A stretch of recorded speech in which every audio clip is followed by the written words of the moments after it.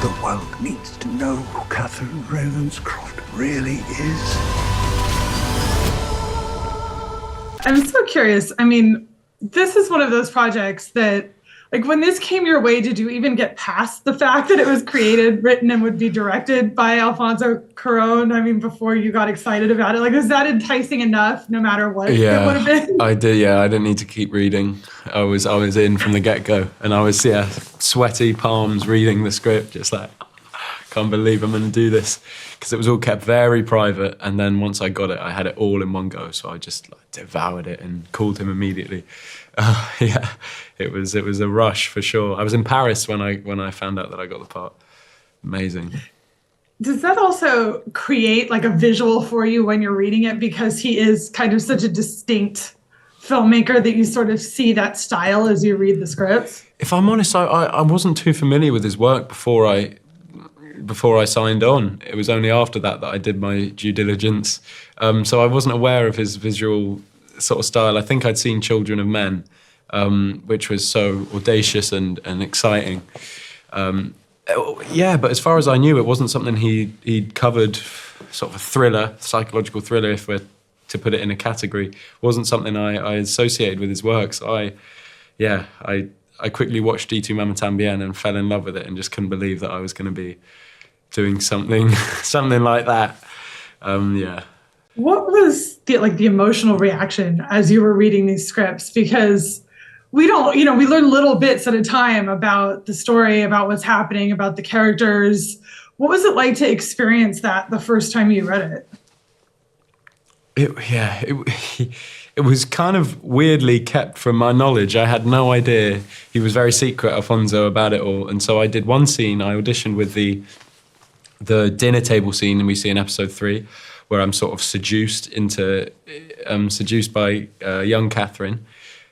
And that's the scene, the only thing I knew about the project. And then I get it through, and it's this like crazy, sweeping story, and there's timelines to contend with, and it goes violent at the end like that. It was so much more than I could have imagined. And so it was a bit of like a, wow, I'm amazed that he's trusting me with this part, having not really seen too many sides of me.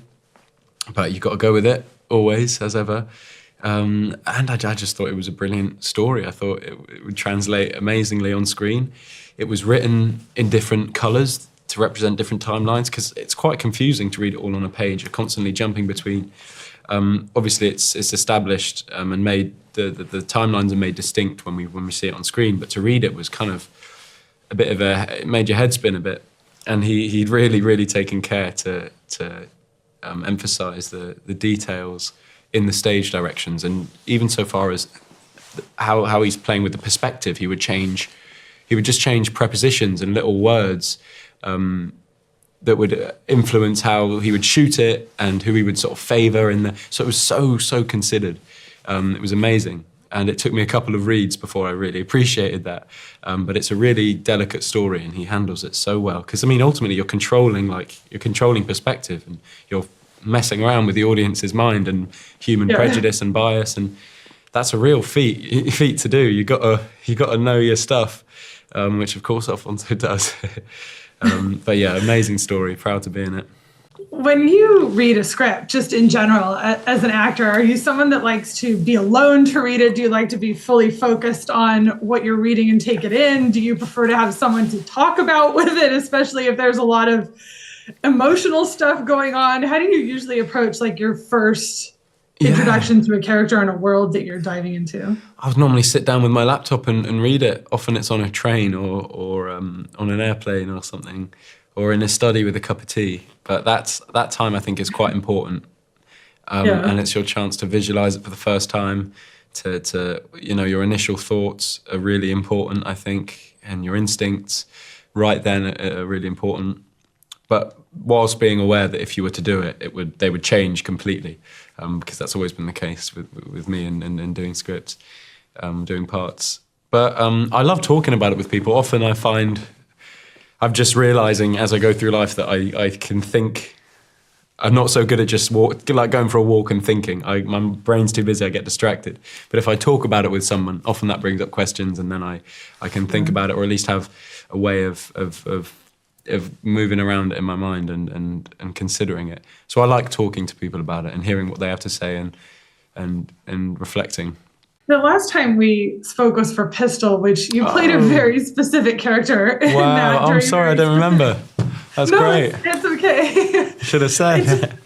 That obviously was, such a specific time period, such a specific world. Yeah. Did that experience feel a little bit more like you had certain guidelines and parameters that you kind of had to stay within because it was a real person who was famous and a lot of people knew about him? And did this feel more like you had some freedom to explore someone just because he could be whatever you brought to him? Weirdly, yeah. I mean, I kind of oddly felt more restricted with this just because Alfonso had such a specific vision of what he wanted me to do.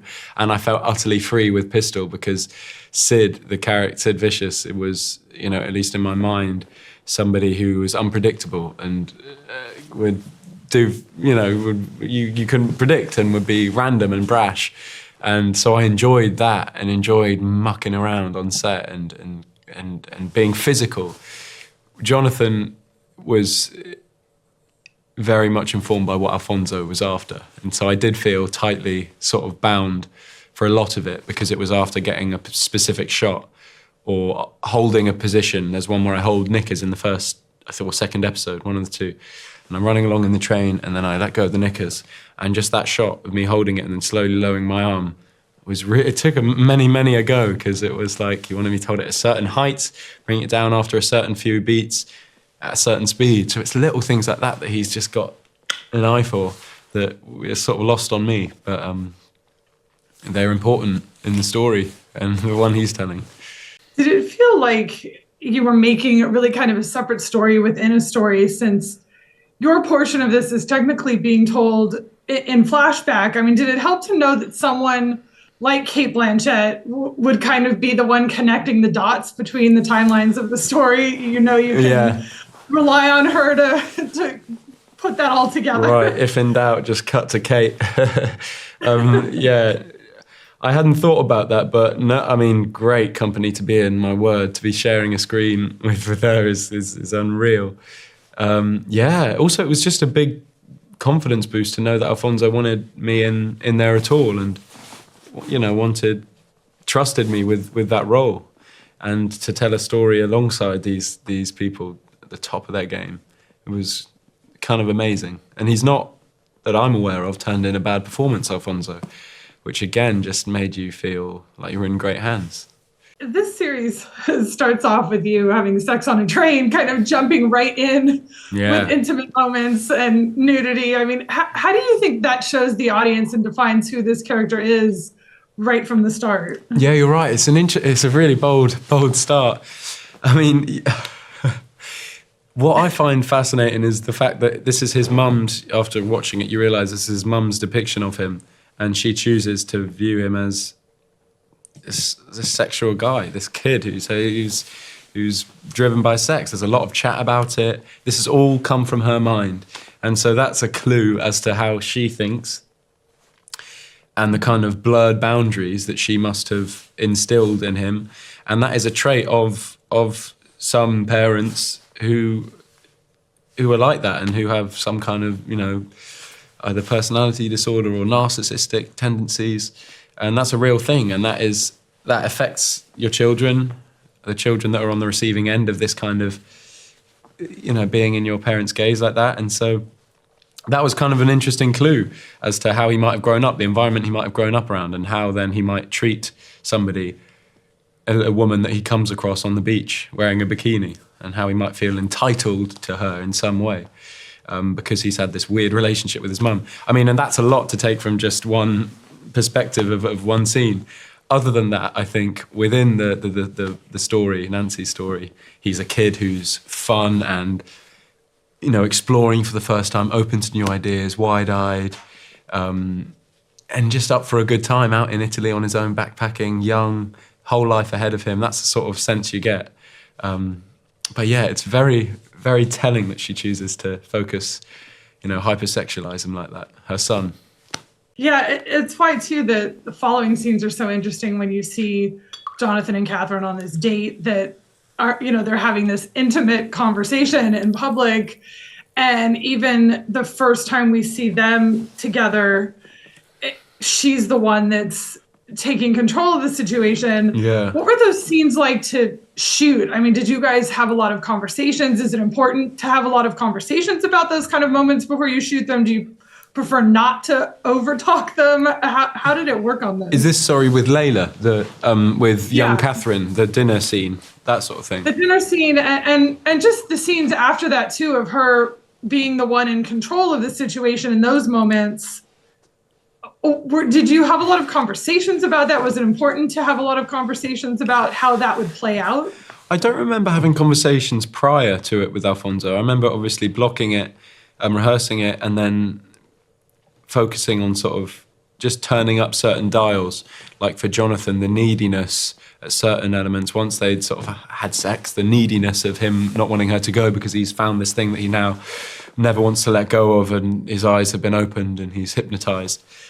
So turning up things like that, his innocence, like his naivety, like the fact that he thinks this could really be a relationship that could work, like, well, leave your husband, leave him, and I'll come to Rome, that sort of thing. So that's always fun to play with. But no, there wasn't much discussion. I think Leila was clued up on what she wanted to do with it, and Alfonso would then just come in and watch the scene right here like this. Not on a monitor, he'd just watch us and then he'd stop and then he'd tell us like to turn up these dials, and he'd say, I like the rhythm, but and then give us a note that was something neither of us had thought of. Seemed to be how it worked.